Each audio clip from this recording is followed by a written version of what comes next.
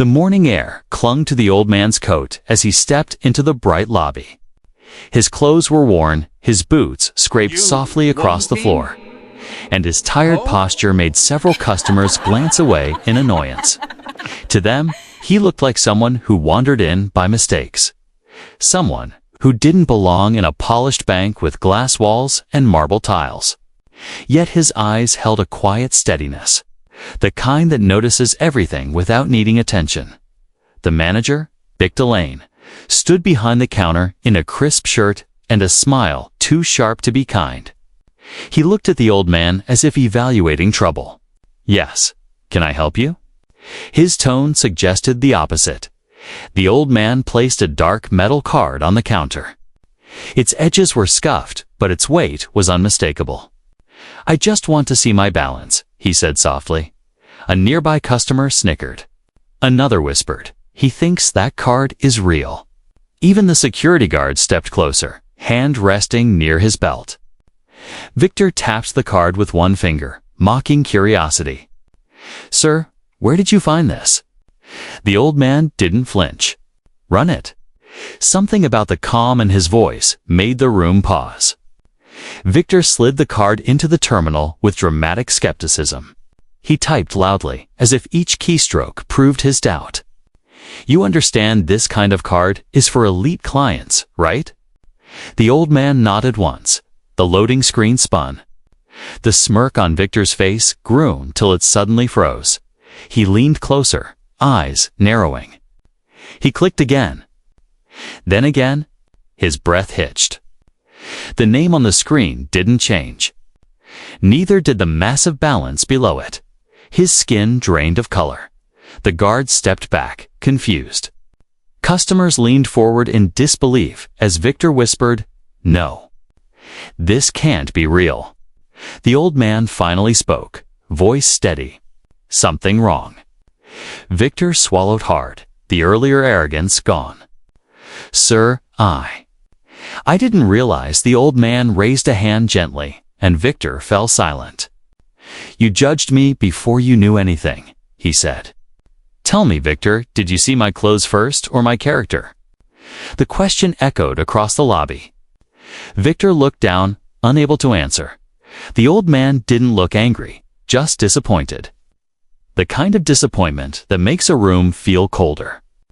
Phones quietly lifted, recording the scene, capturing the moment where judgment met truth. And truth won. Asterisk. The silence in the lobby grew heavier as Victor stood frozen. Staring at the screen he wished he could unsee.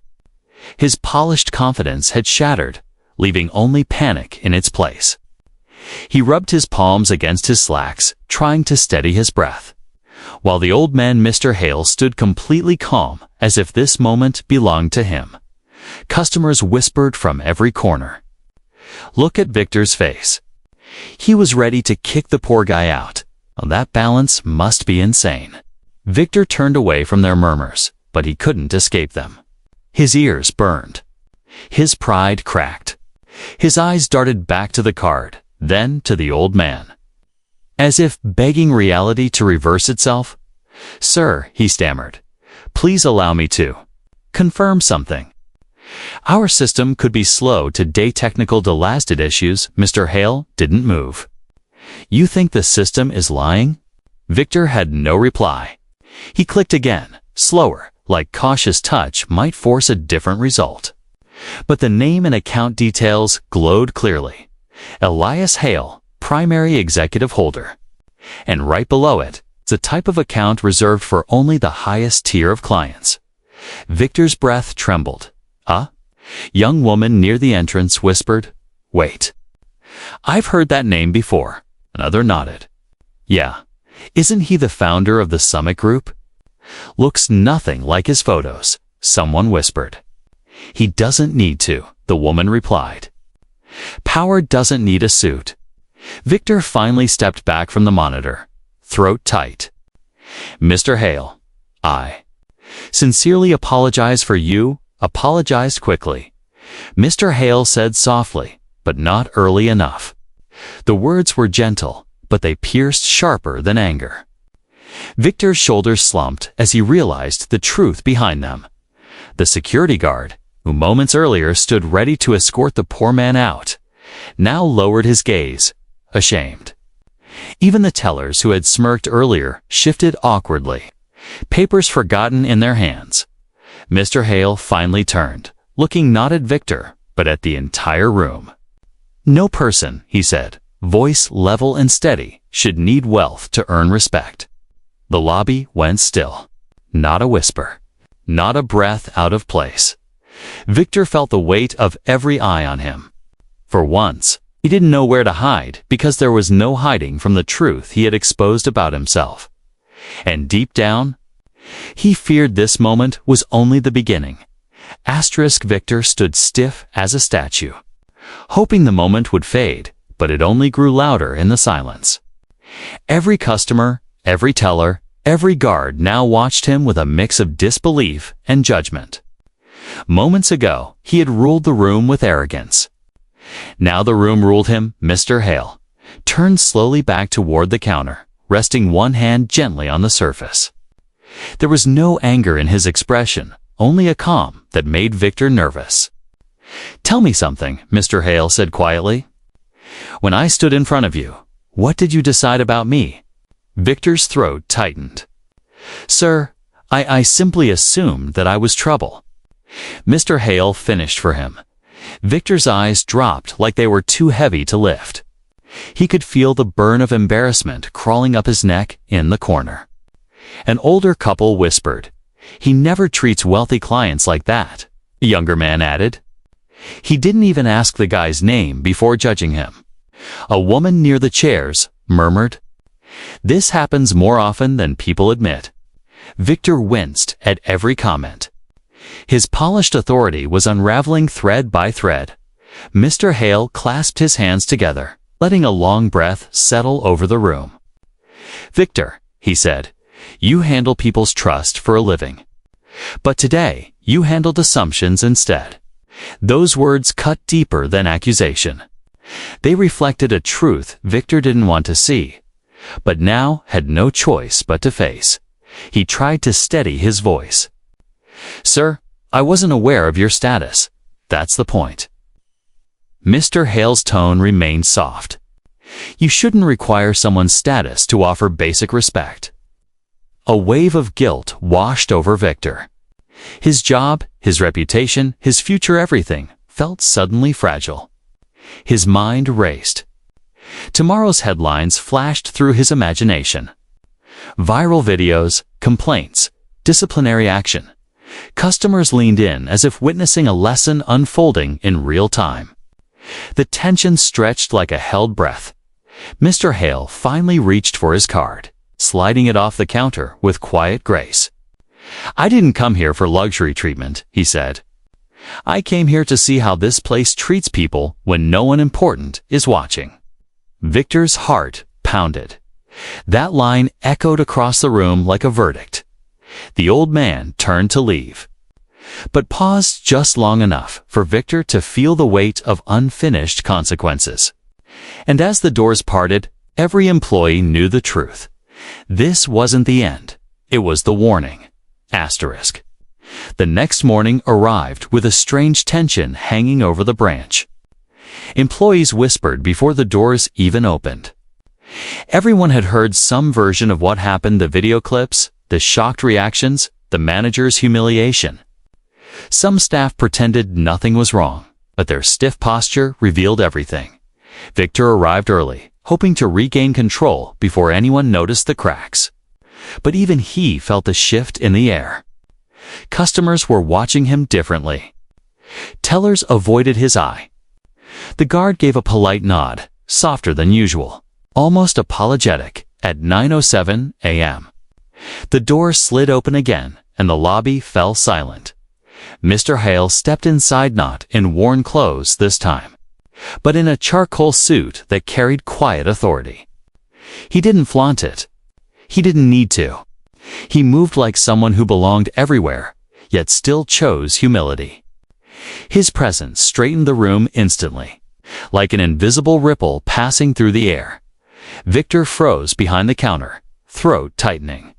His hands instinctively smoothed his shirt, but nothing could disguise the anxiety beneath his skin. Mr. Hale walked with slow, measured steps. His gaze scanned the lobby, not judging, simply observing. The same way he had the day before. But today, people couldn't hide behind assumptions.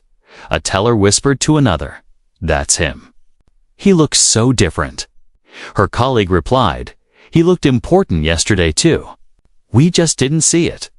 Victor forced a smile. "Good morning, Mr. Hale. Welcome back." Mr. Hale stopped in front of him. His expression remained calm, but not cold. "Morning, Victor." Victor swallowed hard. "Sir, I truly regret yesterday's misunderstanding." "I assure you, Victor," Mr. Hale interrupted gently. "You're apologizing to the wrong person." The lobby stilled. Mr. Hale continued. "Your apology belongs to every customer you dismissed before knowing their story. Not just me." Victor felt the ground shift again beneath his feet. Mr. Hale turned toward the waiting area, where a few customers watched intently. "This branch should be a safe place," he said. "Not a place where people are measured by their clothes." An older woman nodded, eyes soft with emotion. A young man murmured, "Wish someone said that years ago." Victor's chest tightened as he realized the truth had spread far beyond a single incident. His behavior wasn't just a mistake, it was a pattern. Mr. Hale looked back at him. "I didn't come today for punishment. I came to see what you choose to learn." Victor's breath caught. This was not revenge. It was accountability. Mr. Hale stepped aside as the regional director entered, having been requested discreetly.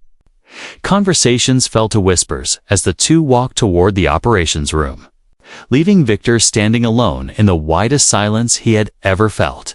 Every eye lingered on him. Every whisper carried weight. And for the first time, Victor understood that consequences don't always arrive loudly. Sometimes, they arrive dressed in patience. Asterisk inside the operations room, the blinds were half closed, letting slivers of morning light cut across the table. Mr. Hale sat calmly, hands folded, while the regional director, Ms. Carver, scanned a printed report with a tightening jaw.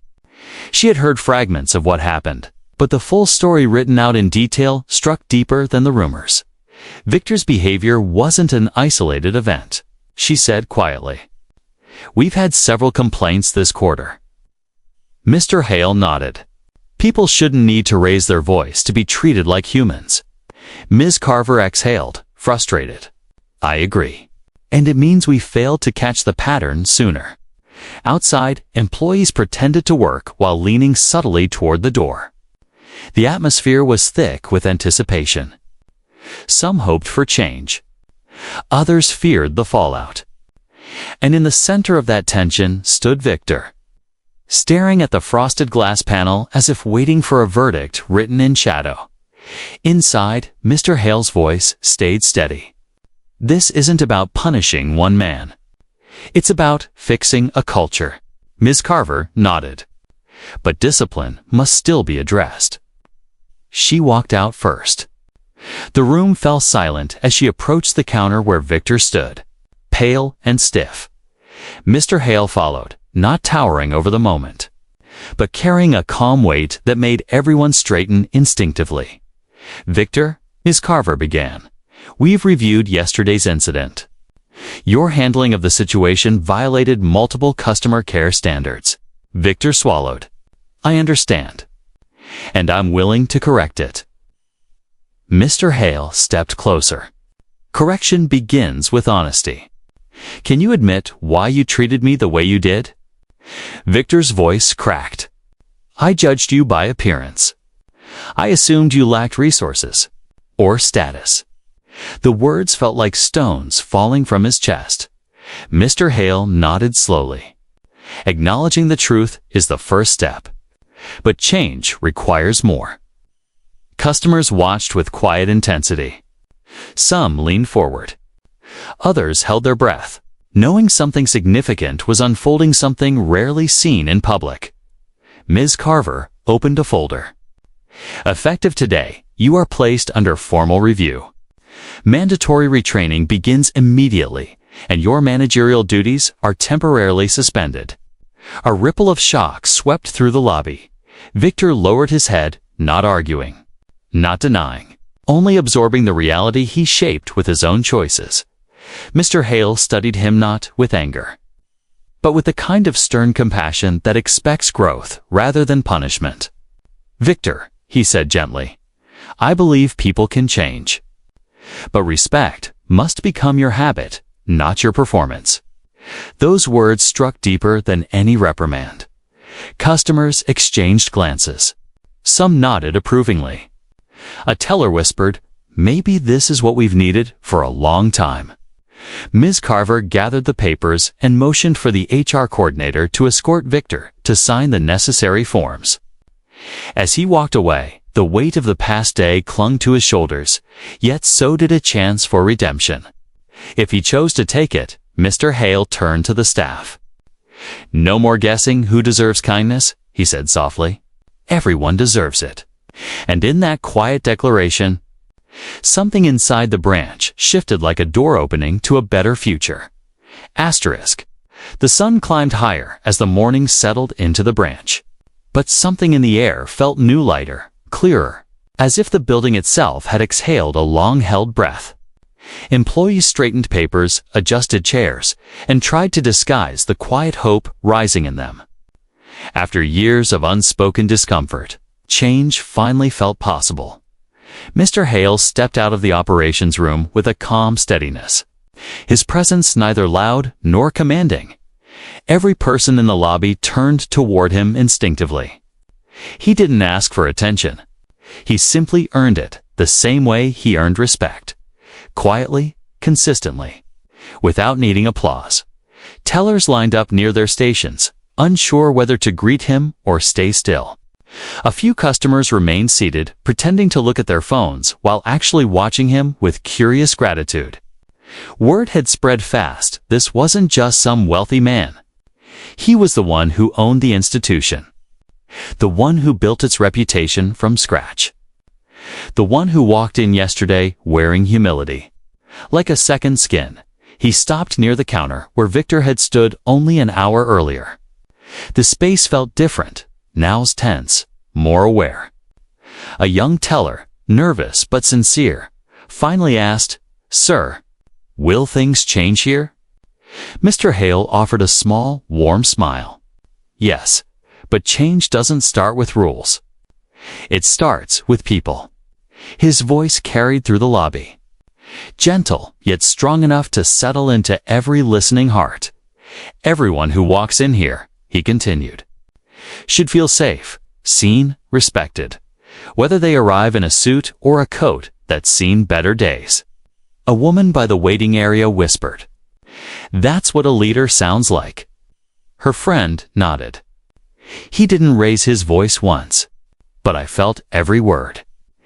Ms. Carver rejoined him, holding a stack of documents outlining new branch policies, bias training, complaint tracking, accountability systems. Concrete steps, not empty promises. But even she paused to watch the way the staff absorbed his words. Mr. Hale glanced at the glass doors, remembering the first moment he walked in disguised beneath old clothes and exhaustion. "Dignity shouldn't be earned," he said. "It should be given freely." The staff nodded quietly, some with guilt, others with relief. They understood now that the world saw more than the surface, and so should they as he turned to leave. A teller called gently, "Sir." "Thank you." He paused at the doorway, offering a nod that carried both humility and resolve. "Thank yourselves," he replied. "What you choose next matters more than what happened yesterday." Then he stepped into the sunlight, blending into the busy street without security, fanfare, or display. He looked like any ordinary man passing by, but the entire branch knew better now. Greatness doesn't always walk in wearing wealth. Sometimes it enters quietly, waits patiently, and reveals itself only when judgment cracks open enough for truth to shine through. Inside the lobby, conversations resumed with softer tones. Employees greeted customers with genuine kindness. Even the security guard stood a little straighter, greeting visitors with a nod instead of suspicion. A new standard had been set, built not through fear, but through example. And though Mr. Hale disappeared into the stream of morning traffic, the lesson he left behind remained, echoing through the branch like a steady heartbeat. Never judge a person by the story you imagine. Judge them by the respect you choose to give.